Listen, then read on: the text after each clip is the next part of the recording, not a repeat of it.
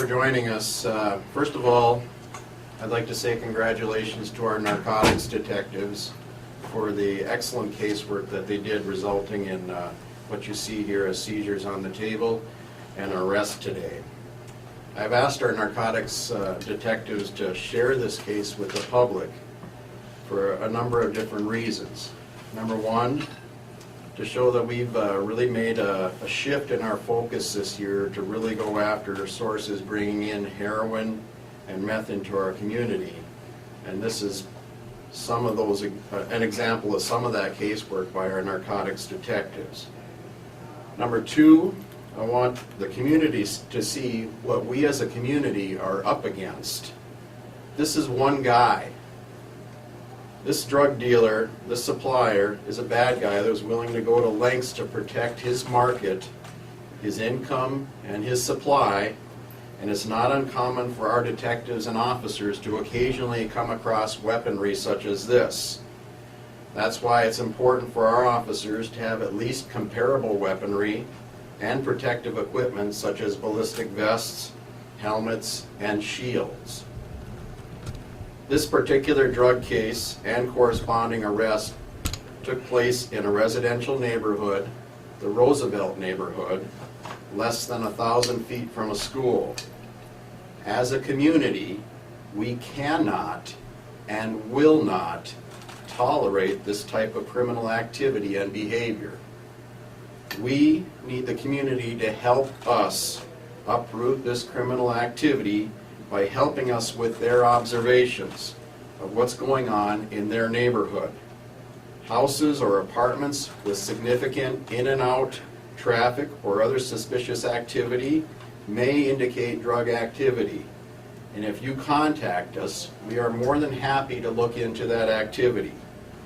We need our community to stand up and say, "Not in our community." We need to take a comprehensive approach consisting of law enforcement, the courts, treatment options for addiction, both medical and addiction counseling, and support for families dealing with addiction issues. And we're going to continue working with the many partners we have in our community to develop a community comprehensive approach. You'll see more about that community comprehensive approach later on.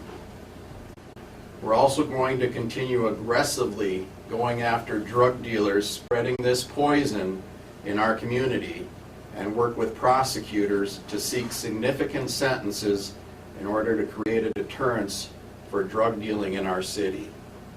I'd like to turn it over to Lieutenant Shannon Rosiska, who is the lieutenant in charge of our narcotics and intelligence program. Well, thank you, Chief. What you see before you is, like you said, from one individual, one search warrant we did.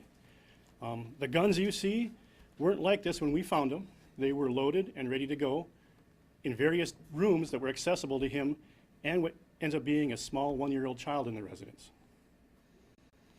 The charges that this person is going to face are going to be possession of narcotics, paraphernalia, possession with intent to distribute narcotics within 1,000 feet of a school, and the child neglect, having a child in that environment. I'm going to just go through a fairly extensive laundry list of the types of drugs you see in front of you. They include methamphetamine, heroin, fentanyl, marijuana, ecstasy, LSD, codeine, clonazepam, alprazolam, and I can't vouch for the pronunciation. There's testosterone and anabolic steroids, oxycodone, and Adderall, all identified in this thing. This person was selling virtually anything he could to make money and victimize others. And the name of the person is, last name is Iten, I-T-E-N, first name John. He's a 23-year-old male North Fargo resident. Can you spell your last name as well, please? R-U-Z-I-S-K-A.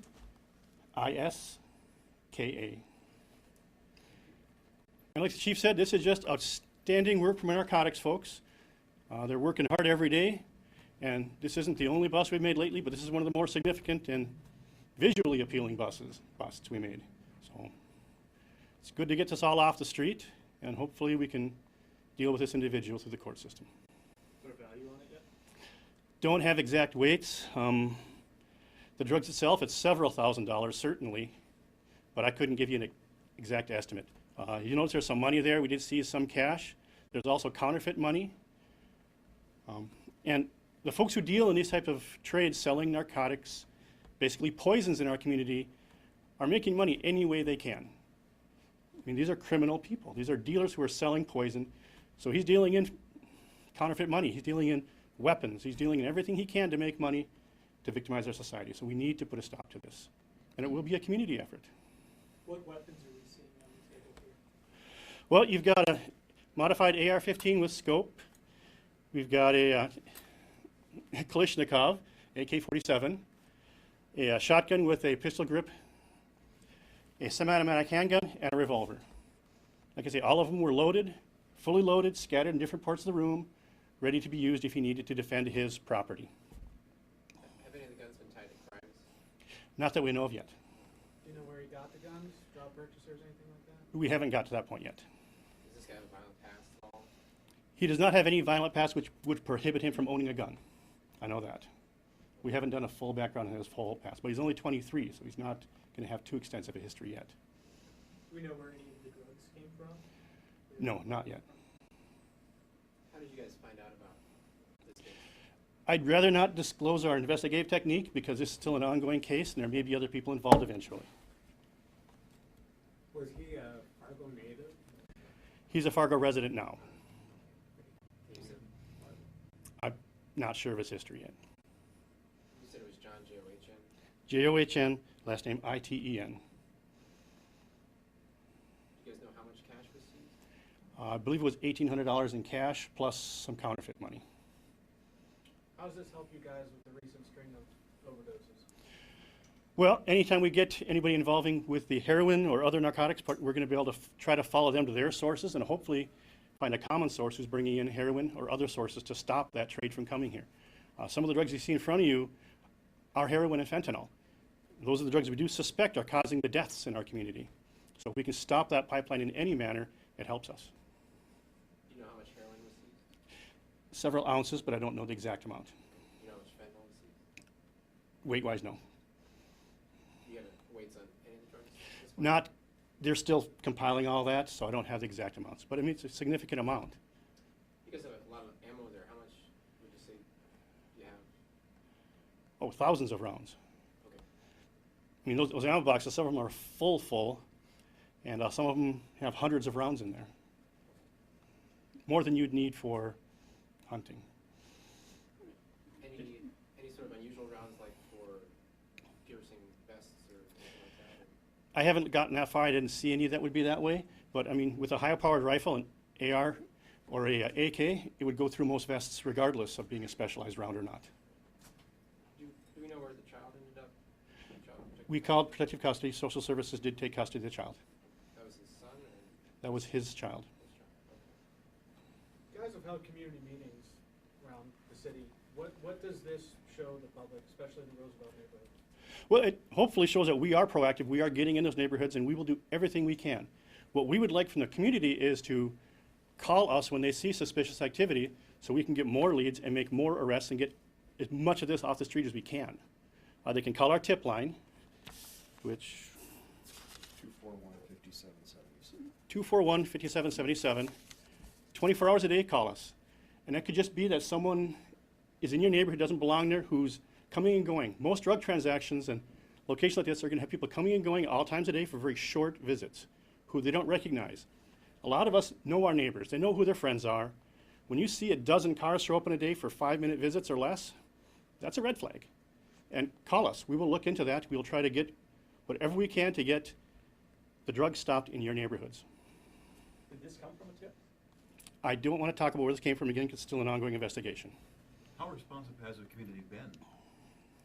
We get tips all the time. I get all of them filtered to me. We get several tips a day, and we try to follow up all of those tips. But I know there's a lot of information the neighbors know that they're not calling us about. You're not bothering us by calling us. You're helping us, and you're helping yourselves and your communities. So absolutely call us if you see that suspicious activity. Did the person live in a rented house or an apartment? This is a home that's been converted to a couple apartments. Is it scary to you as a police officer seeing an AK-47 on the table there? It's very scary. We did a search warrant here. The officers walked in and found these guns laying ready to be used in various rooms with the suspect. At any moment, if he had decided through whatever desperation or drug-induced state he's in to grab one of these, we could have had a very bad encounter. So this is very frightening, and these are high-powered rifles and shotguns. There's not much you can do to protect yourself against some of those, so it's a very dangerous situation for us. Did he resist arrest at all? In this case, no, he did not. How long do you think he's been dealing? Any sense of that? This is not a first-time thing for him. You can't get this type of an inventory unless he's been doing it for quite a while. Are you guys able to tie him, this heroin, fentanyl, to any of the recent overdoses? We'll have to send things off for testing and do a lot more investigation to get there. Did he express any thoughts or anything that he was willing to use those against anyone and everyone that walked in? I don't know that, and that would have to be the investigation's follow-up to find out that. He did not, when we dealt with him, go for any weapons or do anything that would be that to indicate violence at the moment. But having them, you don't buy, these are several $1,000 weapons, some of them. Just buying those and having them ready indicates some intent to use them, I would imagine. Is this an example of how things are changing in Fargo? Yes. With the gang environment we've seen the last few years, the influx, and now the heroin and other drugs coming in our community, I think we can safely say the criminal element has become much more better armed and much more dangerous. Would you be able to point out some of the drugs for us, just? Individually, the white powders and the off-white powders are going to be the heroin and the methamphetamine. The pills are going to be various ones. Like I said, you can have various from ecstasy to LSD to codeine to clonazepam, oxycodone's in there. I'd have to actually look at the numbers on the pills and look them up to see exactly what it is. Our investigators identified everyone they could by going through the actual pharmaceutical books to identify the pills. But I couldn't off the top of my head tell you that one is for this for sure. Sorry if you've already answered this, but when did this arrest take place? We did the search warrant last night.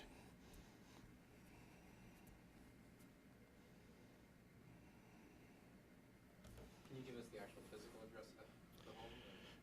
Not right now. Did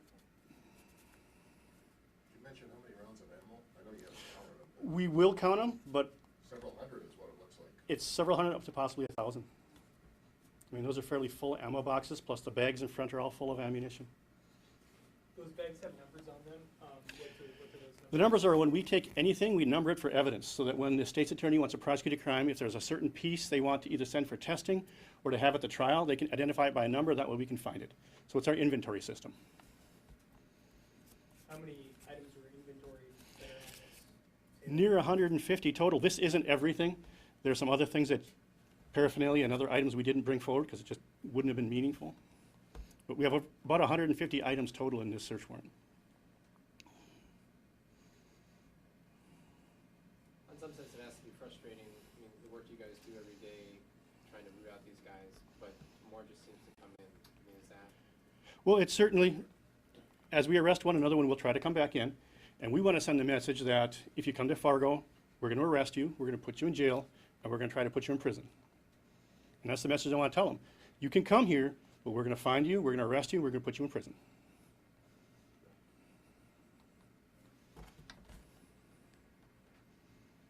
Chief, to kind of follow up, to reiterate on there, you were asked about, the changes to the city of Fargo. When you see something on this scale, I mean, what kind of reverberation does that have for you and the troops that you're sitting out on the street every day? Well, it's like I said, this is a community issue. And we're one piece of that, of solving that issue. We're the enforcement side of going after the people supplying this product or this poison to our community. The other piece of addressing this as a community is coming together to figure out what can we do with the courts, what can we do with treatment options, medical options for helping with addiction, addiction counseling, what kind of rehabilitation resources are out there, and coming together as a community to talk about those resources and those options for people that have addiction issues. That's an important component of this. I'm certainly more interested in helping people with addiction issues, getting the help they need to solve those addiction issues. But on the enforcement side, we're going to aggressively go after these kind of people that are bringing this poison into our community. And we're not going to apologize for being aggressive about doing it. So if anybody's out there watching thinking, oh, great opportunity for me to come in and sell more drugs, well, you'll be the next person we're talking about here at the next press conference, because we'll aggressively go after you.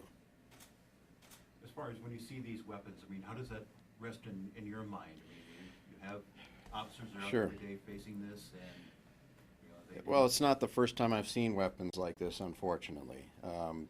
We run across drug dealers that have weaponry like this on occasion, and I worry about my officers. I worry about my detectives coming across these type of people. Just the fact that they're going to be a drug dealer and possess weapons like this suggests to me that they might be willing to use them if given the opportunity. And so I worry about my detectives and my officers, and that's why we have to aggressively go after this kind of activity, because if we do not, then it turns into serious quality of life issues for our community. And so that's part of why I asked our narcotics detectives, can we showcase this case so people can see what we're dealing with and why it's so important for the community to help us in tackling this problem. Seeing this, does this diminish our quality of life in Fargo? Well, I'm sure it did in that neighborhood, and hopefully that the casework our narcotics detectives are doing will help improve the quality of life in that neighborhood. But we also need the help of that neighborhood. We need people in neighborhoods like that to step up and say, hey, I'm seeing this type of activity, can you come and investigate it? Because we can't be everywhere. We need our community's help to solve this issue.